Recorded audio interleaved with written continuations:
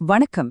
ஒரு சமூகத்தோட உரிமைகளை பாதுகாக்கிறதுக்காக அரசாங்கம் வெளியிட்ட ஒரு முக்கியமான சுற்றறிக்கைய பத்தி தான் நாம இன்னைக்கு விரிவாக பார்க்க போறோம். வாங்க, இதுக்குள்ள என்ன இருக்குன்னு பார்க்கலாம். சரி, நம்மளோட தேடல இந்த ஒரு முக்கியமான கேள்வியிலிருந்து ஆரம்பிக்கலாம்ல. வெறும் காகிதத்துல இருக்கிற ஒரு ஆர்டர் நிஜத்துல ஒரு சமூகத்தோட உரிமைகளை எப்படிங்க நிலைநாட்டுது? வாங்க, இதுக்குள்ள என்ன இருக்குன்னு கொஞ்சம் ஆழமா பார்க்கலாம். முதல்ல இந்த அரசாணை எந்த பெரிய பிரச்சனைக்கு தீர்வு சொல்லுதுன்னு பாத்துருவோம். நாம இங்க பேசுறது பஞ்சமி நிலங்கள் பத்தி. இது என்னன்னா ஒரு குறிப்பிட்ட சமூகத்தோட முன்னேற்றத்துக்காகவே ஒதுக்கப்பட்ட நிலம். இதோட முக்கிய நோக்கமே இந்த நிலங்களை வேற யாரும் சுலபமா வாங்கிடக்கூடாதுங்கிறது தான். அதுக்காகவே இதுக்கு ரொம்ப கடுமையான சட்ட பாதுகாப்பும் இருக்கு. இந்த அரசாணையோட மொத்த நோக்கத்தையும் இந்த ஒரு வரி அப்படியே தெளிவா சொல்லுது. சிம்பிளா சொல்லணும்னா, யாருக்காக இந்த நிலம் கொடுக்கப்பட்டுச்சோ அது அவங்க கிட்ட தான் இருக்கணும், மத்தவங்க கைக்கு போயிடக்கூடாது. இதுதான் இதோட ஒரே குறிக்கோள். சரி, இந்த நிலங்களை பாதுகாக்க பேப்பர்ல, அதாவது நம்ம டாக்குமெண்ட்ஸ்ல என்ன ஒரு மாஸ்டர் பிளான் கொண்டு வந்திருக்காங்கன்னு பாப்போமா? பாதுகாப்புக்கு முதல் படி என்ன தெரியுமா? இந்த நிலம் ரொம்ப ஸ்பெஷல்னு எல்லா கவர்மெண்ட் ரெக்கார்ட்லயும் பதிய வைக்கிறது தான். யாரு பார்த்தாலும், எந்த காலத்துல பார்த்தாலும் இதுல எந்த குழப்பமும் வரக்கூடாது. இப்போ இந்த 3 ஸ்டெப்ஸை நல்லா கவனிங்க.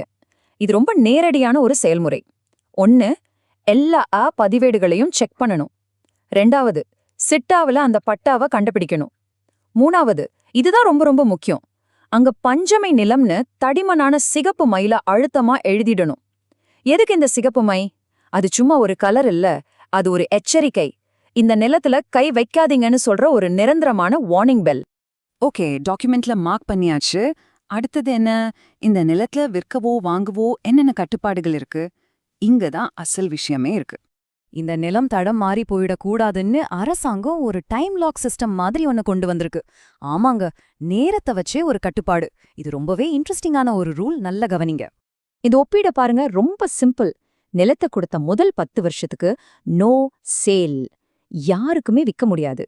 சரி, 10 வருஷத்துக்கு அப்புறம் அப்பவும் அதே சமூகத்தை சேர்ந்தவங்களுக்கு மட்டும்தான் கைமாத்தி விட முடியும். வேற யாருக்கும் 1 இன்ச் நிலம் கூட கிடையாது. இதுதான் கண்டிஷன். இந்த 10 வருஷம், இதுதாங்க இந்த அரசாணையோட ஆணி வேறு. எதுக்கு இந்த டைம் கேப்? ஏன்னா நிலம் கிடைச்ச வேகத்துல அதை வித்துறக்கூடாது. அதோட உண்மையான நோக்கம் நிறைவேறணும் இல்லையா? அதுக்கு இந்த 10 வருஷ லாக்இன் பீரியட் ரொம்ப ரொம்ப அவசியம். சரி, எவ்ளோ ரூல்ஸ் இருக்கு, இதையெல்லாம் மீறினா என்ன நடக்கும்? வாங்க, இப்போ இந்த அரசாணையோட ஆக்ஷன் பகுதிக்குள்ள போலாம்.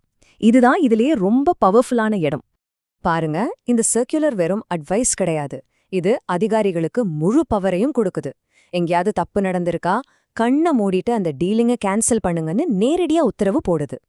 அப்போ ஒருவேளை சட்டவிரோதமா நிலம் கைமாறிடுச்சுன்னா இந்த 3 ஆக்ஷனையும் பாருங்க. 1, அந்த சேல் உடனே கேன்சல் செய்யப்படும்.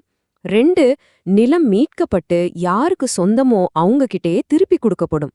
3, இதுக்கு உடந்தையா இருந்த ஆபீசர்ஸ் யாருன்னு கண்டுபிடிச்சு அவங்க மேல டிசிப்ளினரி ஆக்ஷன் எடுப்பாங்க. சோ தப்பிக்கவே முடியாது. சுருக்கமா சொல்லணும்னா, இந்த அரசாணை பஞ்சமி நிலங்களுக்கு ஒரு பாதுகாப்பு கவசம் மாதிரி தாங்க. இது வெறும் ரூல் புக் மட்டும் இல்ல, எப்படி பாதுகாக்கணும், தப்பு நடந்தா எப்படி சரி செய்யணும், தப்பு செஞ்சவங்கள என்ன பண்ணணும்னு எல்லாத்துக்கும் தெளிவான ஒரு வழிகாட்டி. நாம இந்த விளக்கத்தோட இறுதிக்கு வந்துட்டோம். போகும்போது உங்ககிட்ட ஒரு கேள்விய விட்டுட்டு போறேன். ஒரு பேப்பர்ல இருக்கிற இந்த மாதிரி நிர்வாத உத்தரவுகள் நிஜ உலகத்துல ஒரு சமூகத்தோட தலைமுறையா வர்ற உரிமைகளை எந்த அளவுக்கு உண்மையாவே காப்பாத்த முடியும்னு நீங்க நினைக்கிறீங்க? கொஞ்சம் யோசிச்சு பாருங்க.